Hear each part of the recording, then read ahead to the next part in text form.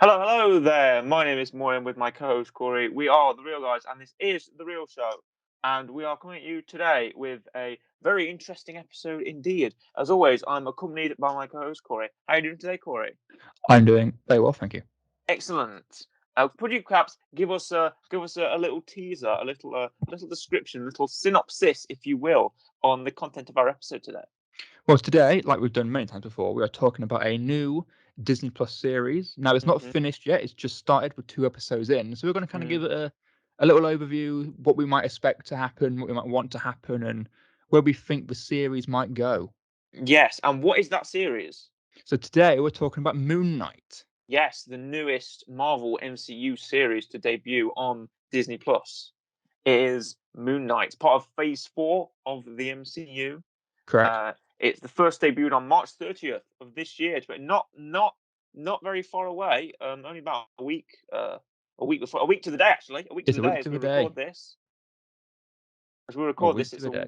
a week to the day on the debut of Moon Knight. Now, I only caught the first episode on Monday. Yep. I'm only 10 minutes away from finishing the second episode, Yep. of which I watched this today, and you saw the second episode this morning. Yes, correct. Okay. When did you watch the first episode? This morning, Oh, okay. back to back. You did it. You did it a double bill. Yeah. You're on a double bill of Moon Knight. Well, your thoughts will be the freshest. Exactly. I see So exactly. That's why there I you did it. go. So why don't I turn to you, Corey? And I said, well, give us your take. I know you're not the biggest Marvel aficionado in the world. No, but surprisingly, I think Moon Knight might be the one that I can give the most thoughts to. Right, and why is that? Because one, I quite like Moon Knight and know a lot about Moon Knight, but also two, I'm a massive Egyptian mythology fan. Oh, there we go. So I can dive into that aspect of stuff as well. Oh, I quite like it. Yes, I'm a big fan of Moon Knight in the comics as well. Yeah, exactly. So I know your guys like Iron Fist. I'm a big Iron Fist Big fan. Iron Fist fan, Um, yeah. I'm a big Moon Knight fan. I like a bit of Moon Knight. So from the comics. So I think we're in good stead to speak about this. Exactly. So let's get started. Some of the technical stuff here. Yes, we've got a directing duo of Justin Benson and Aaron Moorhead. Shout out to you guys. Um, and there's a lot of great actors, great cast in here as well. Um, we've got first of all, I want to shout out to the composer, amazing music here at Moon True. Knight, True. with I hope I pronounced this correctly. Hesham Nazir, who is apparently a very famous Egyptian composer. It fits. So he knows the music genre. Wow. Of Exactly. course, Kevin Feige's back on. Kevin Feige's Obviously. back on board. Luis Desposito's back on board. All the guys from all your favorite Marvel Disney Plus series are back on board for this. So I like the consistent team. A consistent team means a consistent work ethic. A Well, yeah, I mean, it consistent, just helps with the whole universe, isn't it? You have the yeah, same people doing it. production standards is what you want, Exactly. especially on a Marvel series. Well, yeah. So let's kick it off with some a little divulging of plot. So Mm. we kick off with Oscar Isaac, Yes, as you may know him, Poe Dameron from Star Wars, exactly. X-wing That's where I pilot, know him from.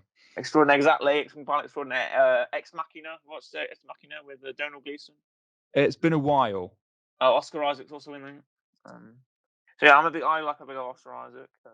We starts off playing Stephen Grant, who is Yes. works in a Egyptian section of a museum. At the museum, I think it's um,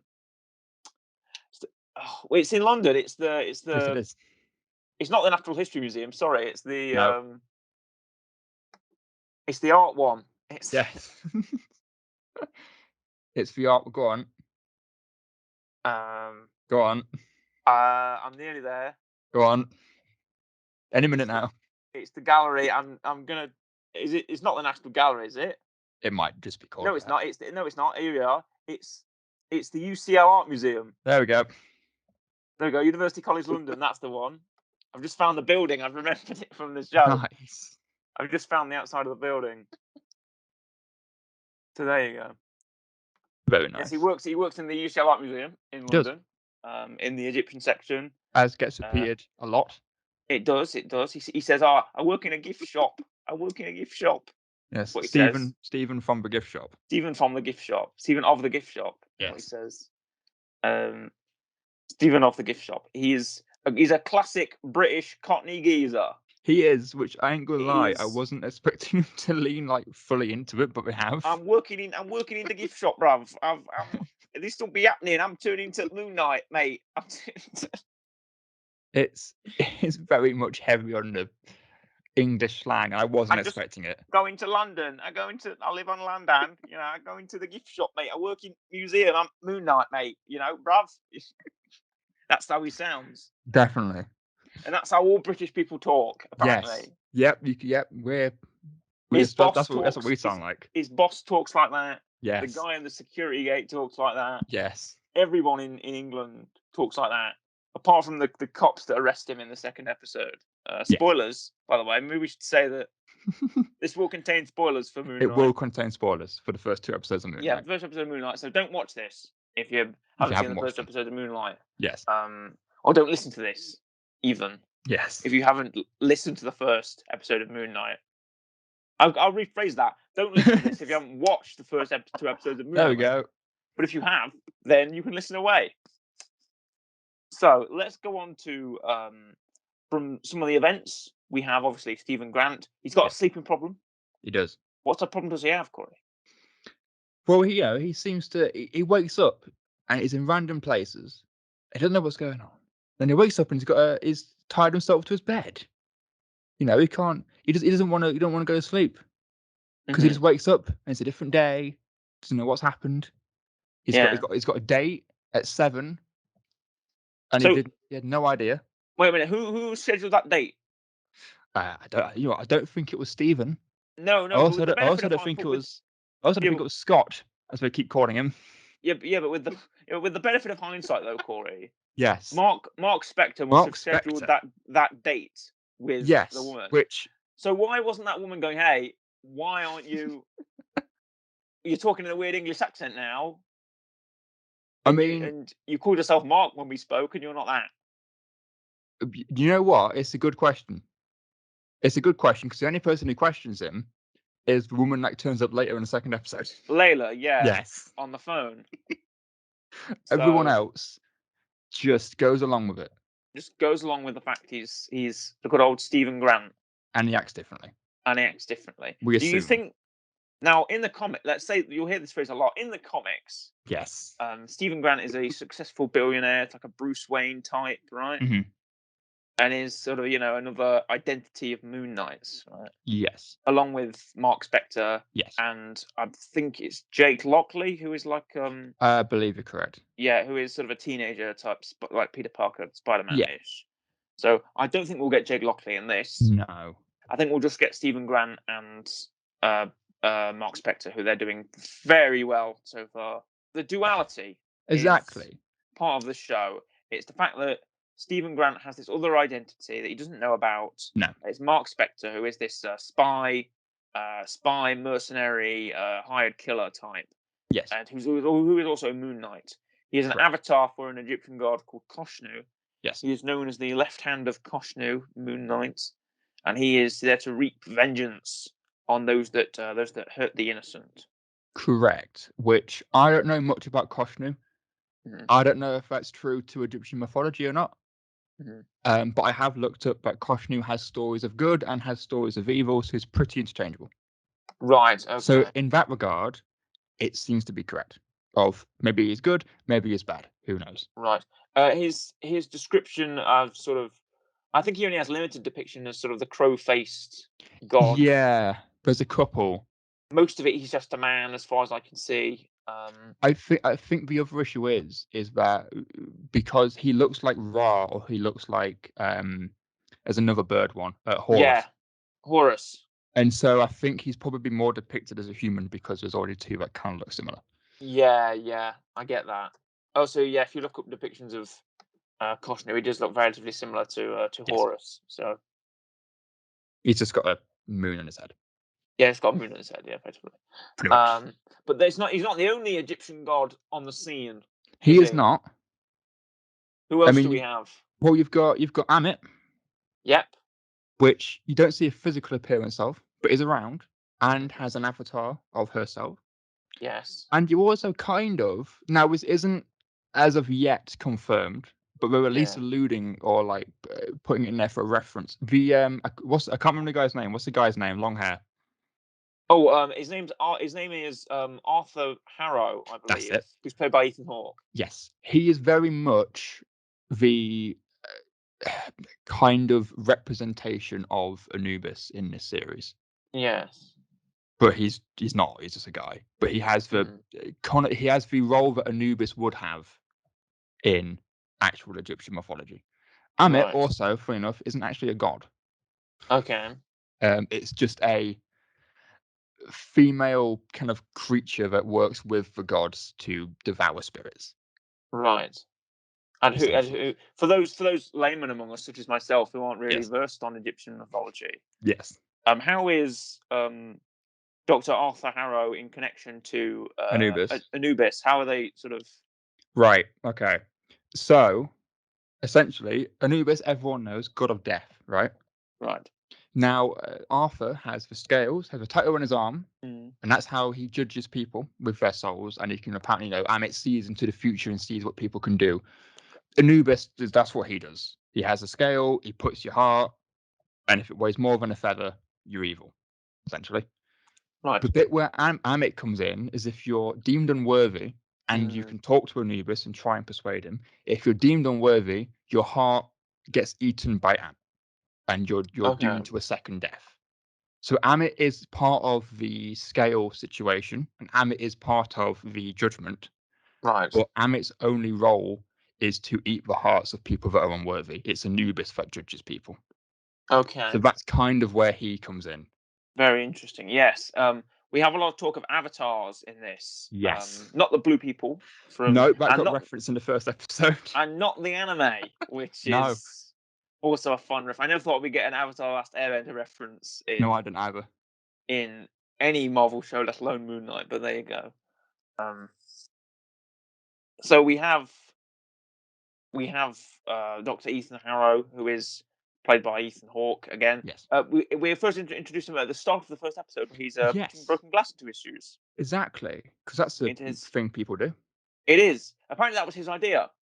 Oh, okay. Apparently, that was Ethan Hawke's idea. Ethan Hawke came to set one day, or with the design of his character, and said, "I'd like to do this," and they just accepted it, and they shot it. They did it. So no, it's a nice detail of his character. He's supposed to be this sort of pope kind of religious, Yeah, Dalai Lama peace man of peace kind of thing. Even though he's exactly. killing people with his death hands and Yes. using his cane. Notice his cane has crocodile heads on the top. It does. His tattoo has crocodile heads on top as well. Does it? With scales, crocodile Yeah, heads. very interesting. It's And good that's sort of detail in this. yeah, that's the mark of his sect, his mark of his group, that they all have the Yeah. same tattoo of the scales. So, which is very famous Egyptian imagery there. But in the comics, Correct. Arthur Harrow is like a one-time, two-time villain. Right. He's not very much. He's not very featured very much. He's kind of like a Nazi officer who I think tries to become Moon Knight. Right. Or something Okay. like that, who tries to do like experiments on people, and he's one of the souls that one of the first souls that sort of Moon Knight takes and judges, right? Yeah. So he's a nice villain to pick out. There's a lot of Marvel's very good at picking from the comics and taking very obscure sort of enemies from people. Like we had Agatha Harkness from Yeah. WandaVision as well. Who was Hawk? Oh no, it's not Hawkeye. Who was the villain in? Sorry, Loki had Kang, which not Yes. a lot of people knew at the time. And now we have Arthur Harrow here, who is the sort of the antagonist of this series. I remember it reminds me of. Do you remember in WandaVision the beekeeper with the bees? Yeah, the guy who everyone wondered what actually happened to him. Yeah. People thought he was Swarm. Yeah. Do you remember that? Swarm, Yeah. the Spider-Man villain, who's the sort of the Nazi scientist that turned himself into a bird of bees. People thought that was Swarm initially. I thought that was ripe in the whole loads of theories and everything. The Mephisto exactly. Are you Mephisto? Is Dr. Dr. Arthur Harrow Mephisto? I was surprised that no one kept making. I think at this point people have now realised that Mephisto's not happening. Yeah, I think people have realised that Mephisto isn't going to be a thing. So they don't think everyone's going to be Mephisto. It's Khonshu Mephisto. No, I think if it's Mephisto. Amit's clearly Mephisto. Yeah, Amit is clearly Mephisto. But no, we have. It's nice to see Ethan Hawke. I'm a big fan. Yes. I like Ethan Hawke and stuff, so it's good that he's popping up in this. So Academy Award nominated Ethan Hawke. True. We've got Khonshu as well, who's voiced by F. Murray Abraham, very famous character actor. I honestly thought it was Keith David. You know what? I don't blame you. Who was voicing Khonshu? I thought it was Keith David, and initially I didn't even think the figure that appears as Khonshu, which is the sort of the crow-headed sort of mummy figure, a mummy god. I initially thought that wasn't Khonshu. I just thought the voice was Khonshu, but then I realised, oh wait, hold on, the voice is coming out of that thing. Who did you think the figure was? I just thought the figure was some kind of obscure crow-headed villain from Marvel. Oh, okay, fair enough. Who would be named subsequently and that I didn't know. That's fair. And then when I heard the voice that was obviously coming out of that thing when its mouth moves, I was like, oh wait, that must be Khonshu. Yeah. So that's who that is. That's who that is, yeah. But let's talk about Moon Knight himself, obviously. Yes.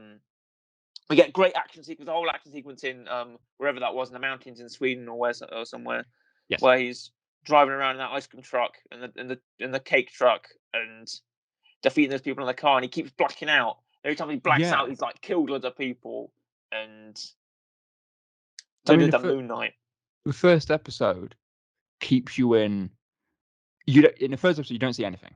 You see Stephen, and that's it. The whole first episode is just constant blackouts. You're riding with Stephen, which I feel like is the best place they could have gone, to be honest. Yes, it's not until the second episode where you start to get more of Mark. Start to get more of Marc Spector, yeah. And there were worries when this show's in production that especially when there was just sort of rumors of them starting off with Stephen Grant, they're like, oh, like we're not going to get Marc Spector. And then I was, oh, yes, we are. We're getting it in the sort of the unique way from the comics where he switches between identities. So, and the identities don't have very much knowledge of the others. So, but it's nice to see that they're keeping that flow from the comics, and starting out with Stephen Grant was probably the best one to do. So. Yeah. Oh, it's because it puts us in his perspective, because he doesn't know what's going on and we don't know what's going on. No. So we're seeing it through. It's the classic screenwriting and classic film style where you experience the world through the eyes of the protagonist. Yes. Like, I don't know, he's looking around. He's going, who's this weird crow-faced man? He's going after me. I can't get up in the morning. I've got a fish for one. I've got a fish for one flipper. All right, mate. All right, governor. Here we go again. Good morning to you. Or I go down the apples and pears and I want my shed. Yep. That's basically the first episode of Moon Knight. Yeah, pretty much. Basically. Yeah. What was the deal with the fish? Is that going to be explained? I assume that the fish is either a different fish and it ended up dying and Mark replaced it, or there's some weird healing powers involved. I don't know. I wasn't sure either. I honestly thought that he put the scarab in the fish tank. Possibly. And he was like, that's why he was looking to the fish tank. But then, oh wait, hold on, the fish has two flippers now. It had one before. I also like how Stephen doesn't question why when he wakes up there's loads of sand around his bed. But I thought he put the sand there. He might have done. I don't know. I thought it was a thing. I initially thought the sand was salt. And I thought it was like a demon thing. You put rings of... I thought the sand was there because obviously Mark and Khonshu and the whole Egyptian thing. So I thought that's what I just thought it was there to reference the fact that Mark died in an Egyptian thing. It's I now work with an Egyptian god. I just thought it was there for that. No, no one questions the sand, really. No one questions the sand. I had two theories. Yeah. I thought it was a thing to ward off demons. Okay. Because sometimes you have rings of rings of salt, rings of salt. Yeah, rings of salt that you do. Anything salt, put in their windows, throw it behind your back. Anything with salt. Anything with salt, right? Yeah. Yeah. And then I thought it was because people that have seizures. Okay. People that have seizures in the night, if you fall off your bed or whatever, it's softer. You don't hurt yourself. Okay. So that's why they put the sand, or maybe thought, oh well, hold on, sand's might be brittle. You might why has he not put like fluffy I mean, pillows around his bed? possibly because you have to assume that he's the one that locks his leg up every night. Yeah, he does. We see a sequence of him going to bed, and he's Exactly. That's him. So maybe he is thinking that way forward. You know, yeah, I need something soft. Sand. sand. Yeah, maybe so. Oh, I don't know. Horse gets to my toes. We might get it. First of all, it's coarse and rough and irritating, and it gets everywhere. But apart from that, we Yeah. have. Apart from that, we also have in this series the new character of Layla, which has just joined us. It's Marc Spector's wife, who showed up in the second episode. Correct. She's originally not she's not Egyptian by her ethnicity, but Yes. Egyptian actress May Calamawy was brought onto this at the one of the directors choices. I feel like it's nice that it gets us into the world. You know, Yeah. it Exactly. feels like she's a very welcome addition, and she plays her role very well. I'm very happy. She I'm to does. see more of her in the next few episodes. Exactly. Well, Exactly. She's a and very. let's talk. What did you say? I was just going to mention the fact that she's also she is also a very good.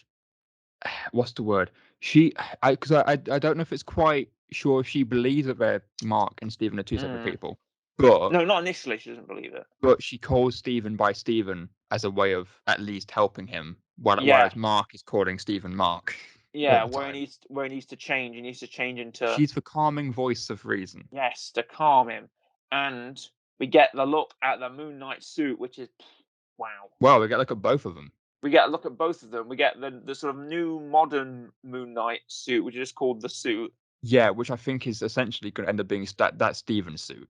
Yeah, because Layla keeps saying, "Oh, we need to summon the suit." Yeah. Summon the suit. Initially, when he's falling down from the building, he changes in. He's just wearing like a white suit with the Well, Moon I Knight.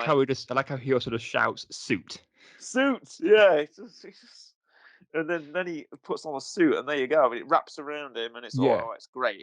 And That's the modern Moon Knight from the comics. Yes. That's the one that we have today. And he does the hero pose, and his hand hurts. Yeah, and then we get the more classic, what's called the ceremonial armor of Khonshu with the sort of more classic Moon Knight suit. Yes. Where that's the sort of white Batman inspired. Pretty much. Yeah. Well, the whole Moon Knight was in many ways Marvel's answer to Batman. So it's even mentioned if you even go onto Moon Knight's if you want a Moon Knight's Wikipedia article, the character, not the show. Yes. If you go to the Moon Knight's Wikipedia article, as the fictional character Moon Knight and not the actual show, yes, you'll find an article on there that says comparisons to Batman. Here we go. There you go. It says Charlie Houston, writer of the 2006 relaunch of Moon Knight, I think that's the one where he starts wearing the suit, attempted to answer the criticism that Moon Knight is an Earth-stats Batman in an interview with the comics fan Remy Minnick. Minnick noted that the comparison is not baseless, as both Moon Knight and the Dark Knight are wealthy, normal humans who fight crime with detective skills, cover identities, skilled confidants, and are equipped with high-tech gadgetry, personalized aircraft, and personalized throwing items. Yes. Right? Likewise, Moon Knight briefly had a teenage would-be sidekick. Houston accepted the two characters' have similarities, went on to contrast them by noting particular differences in origins, motives, and personality. He said that Bruce Wayne fights crime to avenge the murder of his parents, whereas Moon Knight beats up whoever has it coming because he believes he is the avatar of the Egyptian god of vengeance, and it helps him to feel better about all the people he has killed when he was a mercenary. Yes. Thus, Batman is motivated by vengeance for a personal wrong against his parents, while Marc Spector is motivated by vengeance as a concept. Yes. Houston further notes that Bruce Wayne, Batman's alter ego, takes on other identities to merely aid in his investigation, while Moon Knight's three alters aid him as much in dealing with personal demons as fighting lawbreakers, and had a further psychology tool by apparently causing dissociative identity disorder, which is what we see in the show. Yes. Thank you very much. There you go. All right, now you can take on a minute. Why don't you brief us on some of the events of the first and second episodes?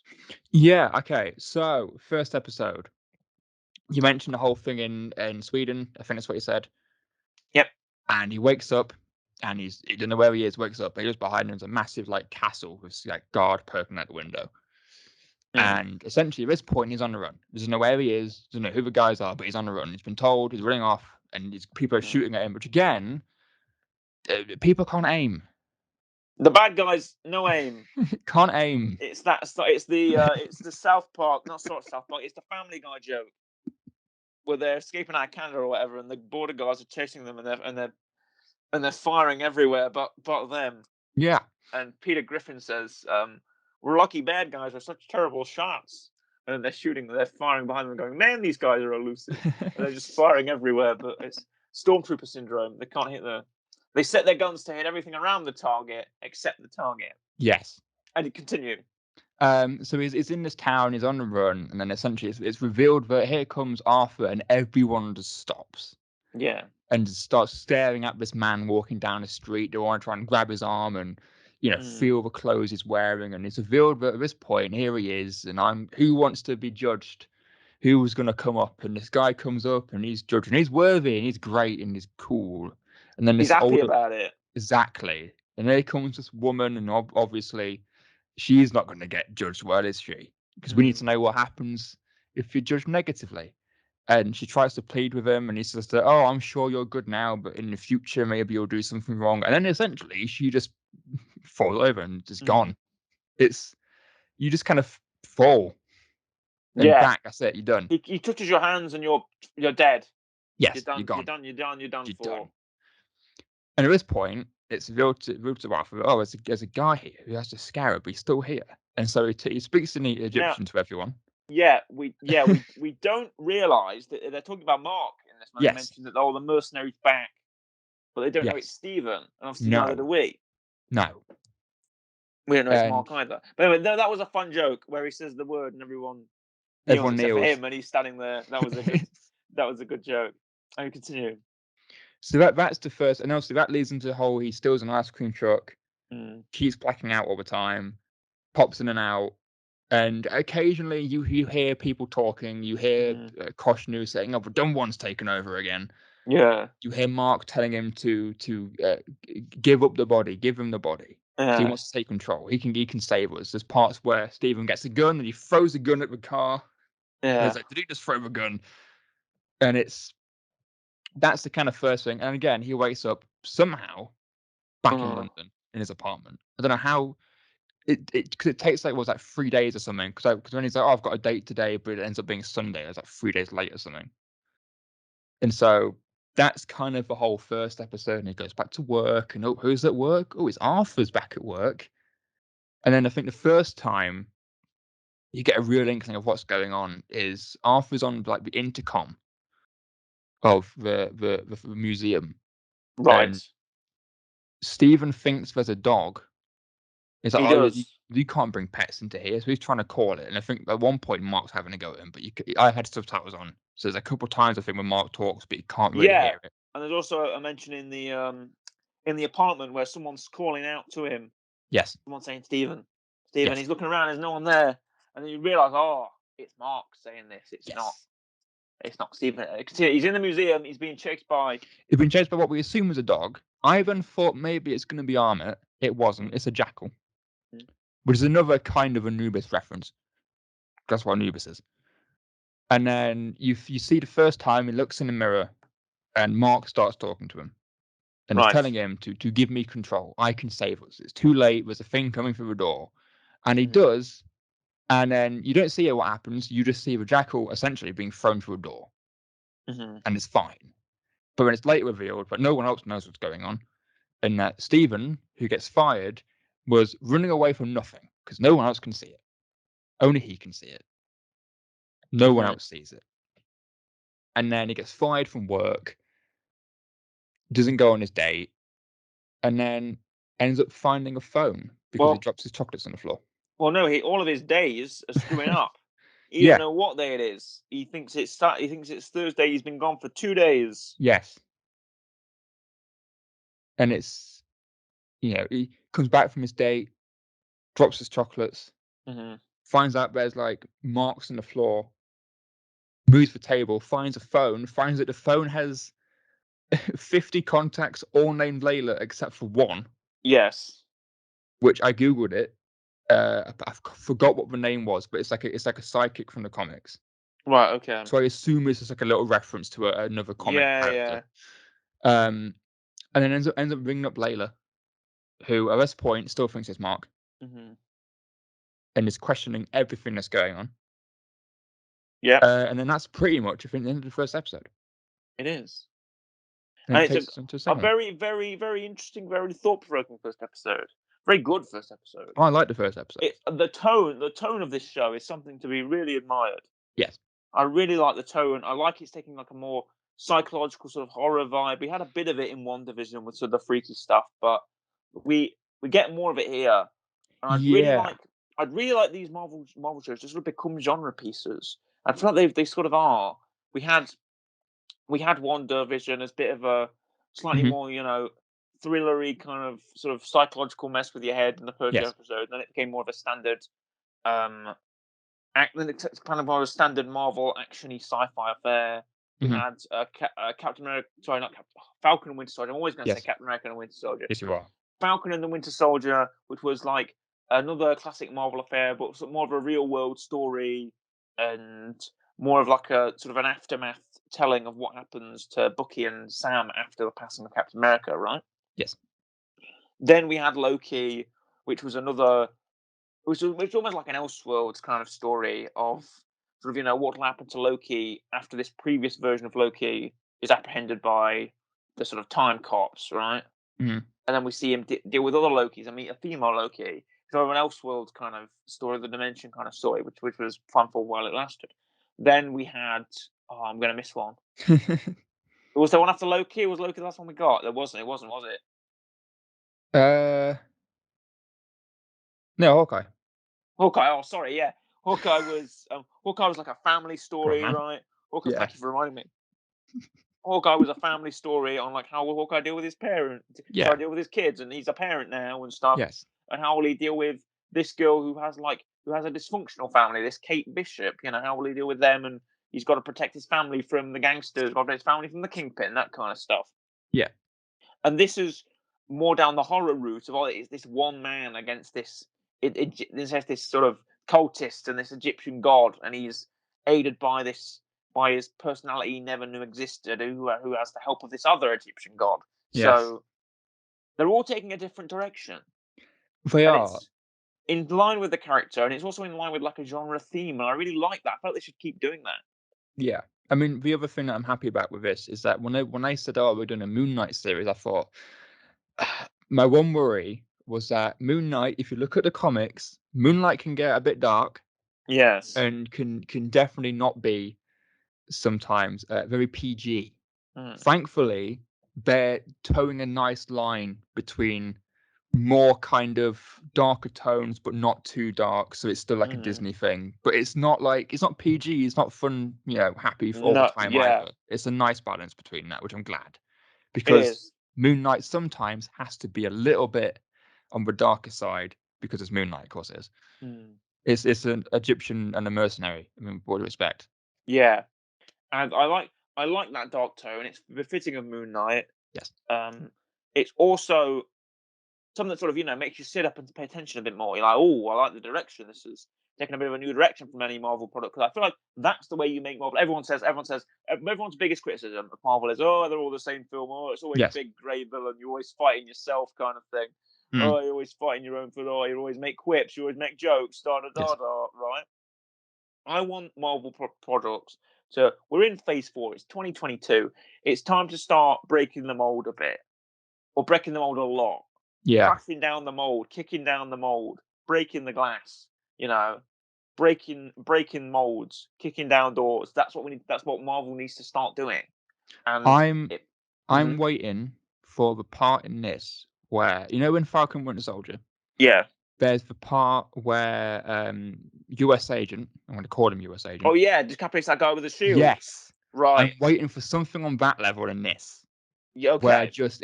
Where Moon Knight either gets too much and just like obliterates someone. Right. Even You're if there's waiting for one that. scene, if there's one scene, fine, but I'm waiting for it. You're waiting for that moment where the tone will shift. Yeah. And it will get much darker than it has If been. Falcon and Winter Soldier can do it, then Moon Knight surely can. It's decapitation America. It just completely takes that guy's head off with a shield, and Exactly. and you see not only the impact around him, you see the impact on him as well. And it gets that's such a good sequence. I need to rewatch that. That is such a good It's a really sequence as good well. scene. It is a really good scene. I need to watch that. Not that we're violent people, but we're No, just gonna but say that it's just a good scene. It's unexpected as well. unexpected. Yeah, that's what we need. It grabs you, makes you stop. You go, oh wow, oh Yeah. no, kind of. It makes you. It tightens your chest, Exactly. and that's what we need in Marvel products especially. So because people will accuse them of playing it safe.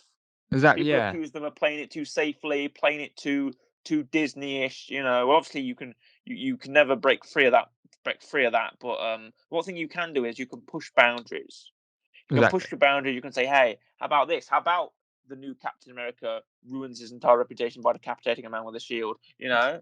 How about Moon Knight impales a jackal on a church spire? Yeah. Kind True. of thing. That's what sort of stuff we need to be seeing. True. He does do that. Mm. Does indeed. If you can, That's not as bad though, because no one sees it. No one sees it, and it's also not a man. Yeah, exactly. If we impaled a man on a church spire, maybe we'd be talking different. We impaled an Egyptian beast on it. Maybe that's what will happen to Arthur. Maybe we'll get turned on. I'd like to see it. Have you considered a real rating for the first episode? Yeah, I think the first episode, as far as all the other Marvel stuff we've done, which I think for first episodes we've done. We should do a comparison. I'd be interested in the comparison between our first episodes, especially our ratings of them. Yeah, Falcon Winter Soldier definitely we did, because I think I did it as a real a recommendation. Mm-hmm. I can't remember if we did it for any others, if we've done first episodes or not, for strictly Marvel stuff. Obviously, Bad Batch we did. Yeah. But I reckon as far as first episodes go, this is probably one of the strongest ones we've had out of any of them. Well, I remember we did a Loki overview when the series was done. True. We did a WandaVision one, I think, as well. Yeah. We have a trend of sort of doing first episodes and then going back, and we did like a half season for Hawkeye, which we never finished. Oh yeah. We did like a half season. We did everything but the finale. But the finale was good. You don't need to. No questions on that. Yeah. But we did a half season for Hawkeye, and we gave us our rating then. True. But let's rate the opening episode, and then when the series is done, we'll come back and we'll do another one. Yes. And I don't know how many episodes there is. Let me just. I think there's 6. There's 6. So we're nearly halfway. Right. We're a third of the way through. Okay. Yeah, scheduled for 6 episodes until May the 4th, until Star Wars Day. There you go. So there we are, and I think we may be in Star Wars month at that time. I still plan on scheduling that, but we'll see. We'll be doing, who knows? Whatever we're doing, who knows? But we will cover the ending of Moon Knight, of course we will. So for now, our real rating for the first episode, I would say it's going to be strong. It's got to be. It is going to be strong. Or you know what? 9. Why not? No, I was thinking exactly the same. I was going to go 8.5, but I'm pretty sure I gave Falcon Winter Soldier 8.5, so I'm going to go 9. Do you think it's better than Falcon Winter Soldier? Do you remember the first episode of that? I think this is probably the best first episode we've had. Oh, that's out of any Marvel stuff, this is probably the strongest start. Mm. Hopefully, it stays that way and doesn't tip off. Like Loki did. Yeah. Hopefully, it doesn't tip off like Loki did, or sort of change its style in the way that WandaVision has. I feel like the strongest shows at the minute, if we will rank them. Mm-hmm. Again, my re-rating is also 9. I concur, Corey. Okay, good. I'll give it a 9 as well for the first episode. But as far as us ranking the shows go, I'd say that. Well, I think Hawkeye was very strong. It was. Hawkeye, the first half of Loki, apart from the last half, not so much. Mm-hmm. But the first half of Loki, I'd say WandaVision was also great. Falcon and the Winter Soldier. I'm gonna keep doing it. Yeah. Falcon and the Winter Soldier was good. I really enjoy that one. We'll see how. Do you think Moon Knight could be bumping for the best so far? If it stays on this level, yeah. Right. If it stays on this, it all depends. It's gonna be the same as or any of them. It all depends on what happens at the end, and how they wrap it up. Okay, it's going to be the main one. Was that a pun there? You didn't mean to. No, I didn't mean to say that. He's wrapped up in bandages with a Moon Knight suit. That's how he gets the suit on. It wraps him. That was unintentional. Okay, I'm sure it wasn't. Right, but for a weekly rec this week. I Yes. was about to say weekly whack, and that's not what that's. I'm Hello, not Jonathan Daffy. Ross. Yeah. Oh no, I was gonna say Daffy Duck, Donald Okay. Duck. Oh, really? Yeah. Sure. So, or the guy that tries to shoot Bugs Bunny. Oh, Elmer Fudd. yes. Elmer Fudd. I'm hunting rabbits. No, weekly whack. Right. Okay. What is the weekly rec, Corey, for this week? So I'm gonna recommend a short one. Mm-hmm. It's on YouTube, right? And it's kind of a channel, but I'm gonna recommend a specific video that fits with Moon Knight, and I'm gonna also kind of recommend a specific thing for people to do. So my recommendation comes from a channel called Mythology and Fiction Explained. Okay. You can see where this is going. Maybe I can. It's called Amit, the Devourer of Souls, Egyptian Mythology. Ah. It's 3 minutes, and it essentially outlines who and what Amit is. But also, I just recommend looking up any Egyptian mythology, just kind of get a base knowledge, because I think that also with this is helping me enjoy it more, because I know who these people are, I know what they are, and I know how the Egyptian mythology ties in, which is great.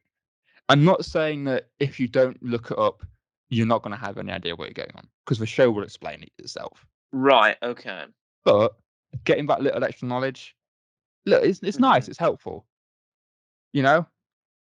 So that's what I'm going to recommend. Amit, the Devourer of Souls, from Mythology Yeah. and Fiction Explained. I think I have watched this, so I have seen it. I think it's pretty solid. It's 3 minutes. It's short. Watch it. That's all you need to know about Amit. Cool. Okay. You can go look at Khonshu and all the other ones as well, Anubis and any others that may or may not appear in this.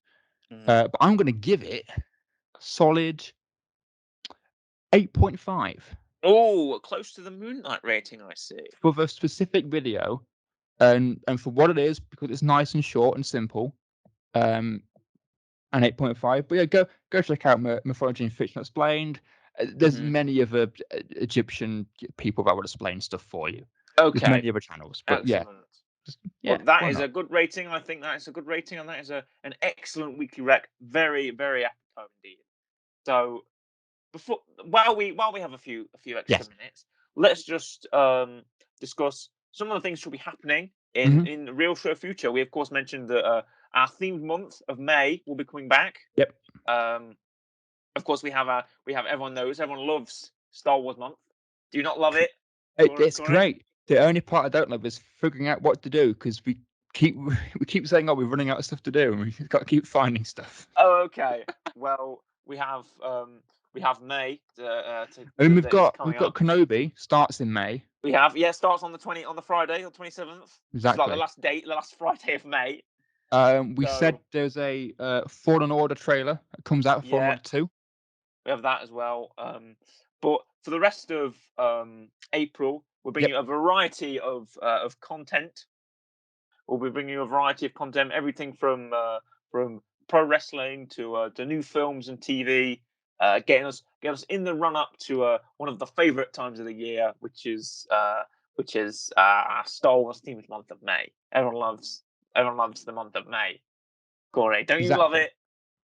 I said this in the Kenobi trailer. The fact that it's I'm gonna end up leaving it with knowledge that I didn't intend on knowing. There you go. Well, isn't that, you know what? That's what you want when you come to the real show, isn't it? It's When people listen into the real show, you leave with knowledge that you never thought you'd need or have. It's like last year when we did our top 5 background characters. I had to Google all of them and learn about all of them. Yeah. We'll do more of that. We'll have 5 more background characters. We'll come with some top 5. We'll come with some gameplay. We'll talk about some of our favorite shows and ships and events and everything. We love May. That's It's a true. great month. I said because what was it when was it on camera? We mentioned about like droids and droids and other kind of various things like that. Yeah, our capital ships never aired either. Did not air. We'll have to do True. that. But for the real show today, that is all she wrote. So it's a goodbye from me, goodbye, and a goodbye from Corey. Goodbye.